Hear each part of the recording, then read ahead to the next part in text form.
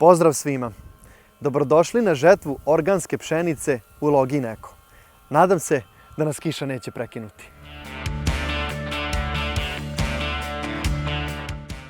Ove godine pšenicu gajimo na 406 hektara, od čega je 161 hektar u konverziji. Ako vas zanima koje su to razlike između organske pšenice, pšenice u konverziji i konvencionalne pšenice, pišite nam u komentarima, a mi ćemo napraviti jedan poseban video koji će se baviti upravo tom temom i pokušat ćemo da vam razjasnimo sve nedoumice oko ove teme. Ljudi misle da je organska proizvodnja bauk i da u organskoj proizvodnji ima puno nekog fizičkog rada i puno nekih dodatnih operacija sa specijalnim mašinama. Međutim, za ovu pšenicu, ovakvu kakvu je vidite iza mene, sve što je bilo potrebno jeste paziti na tajming setvospremanja kako bismo dali prednost gajenom usevu u odnosu na korove i nakon setve više ni jedna operacija nije rađena. Znači nikakvo tretiranje, nikakva kontrola korova sa specijalnom mašinom. Kao što vidite, evo, to može da posvedoči i ova naša domaća palamida, koja je redovan gost na našim poljima, a mi se trudimo da imamo u što manjem broju.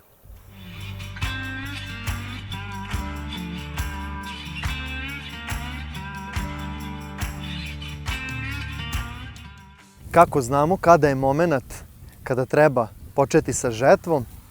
A prosto najjednostavnija agronomska metoda jeste kako se klas izvršava. Evo, danas imamo vetar koji je idealan za ovo. Evo ga. I zatim se uzme zrno,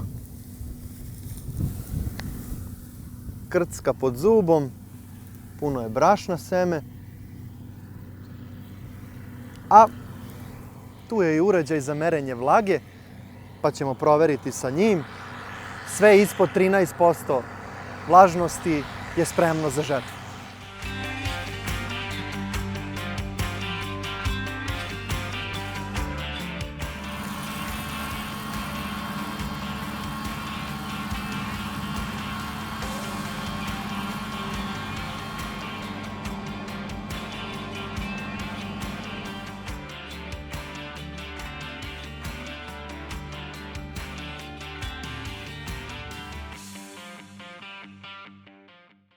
Evo nas, sada se nalazimo u kombajnu, gdje se nalazimo sa mojim kolegom Robertom, po ko zna koji put sada već.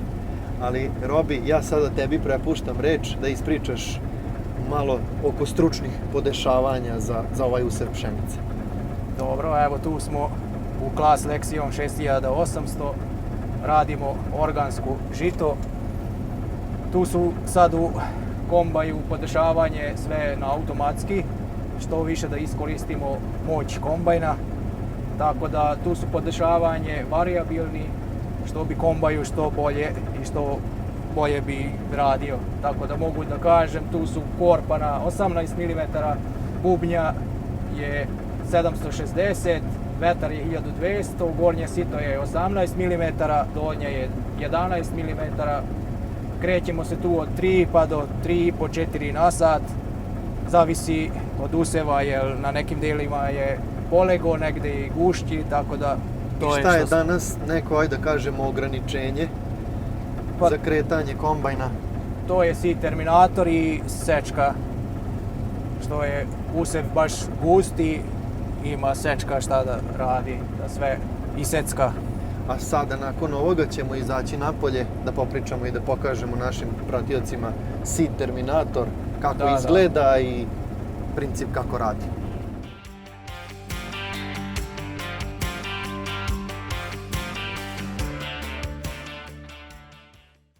Ono što je Robert spomenuo, a to je uređaj koji se zove seed terminator. To je ovo ovde.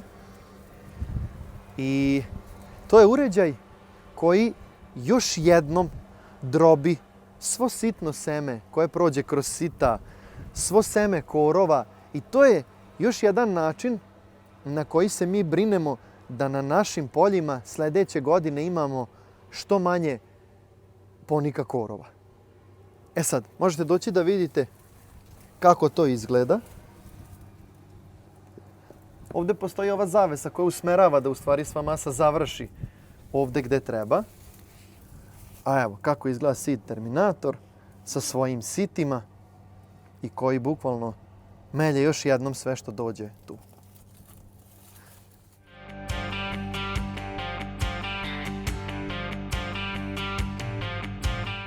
Samo useve koji imaju organski status skladištimo kod nas u silos.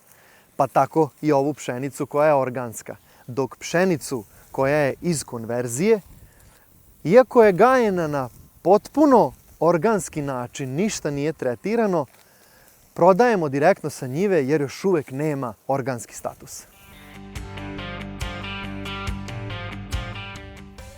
Što se tiče žetvenih ostataka, nikada ih ne baliramo niti uklanjamo sa njive, već gledamo da ih obradom vratimo u zemljište. To je pogotovo dobro za zemljišta koja imaju ovako visok procenat gline i teška su zemljišta. Tako da mi sada nakon žetve gledamo što pre da uradimo tanjiranje, da unesemo te ostatke, ali još jedna stvar je vrlo bitna. A to su ove pukotine koje se javljaju na ovako teškim zemljištima. Nekada ove pukotine toliko duboko idu da i ne vidimo dno. I zbog toga želimo što pre da potanjiramo kako bismo te pukotine zatvorili, da nam se ne suši zemljište i u dubljim slojevima, jer onda će nam trebati jako velika količina padavina da se to ponovo navlaži i uspostavi ravnoteža.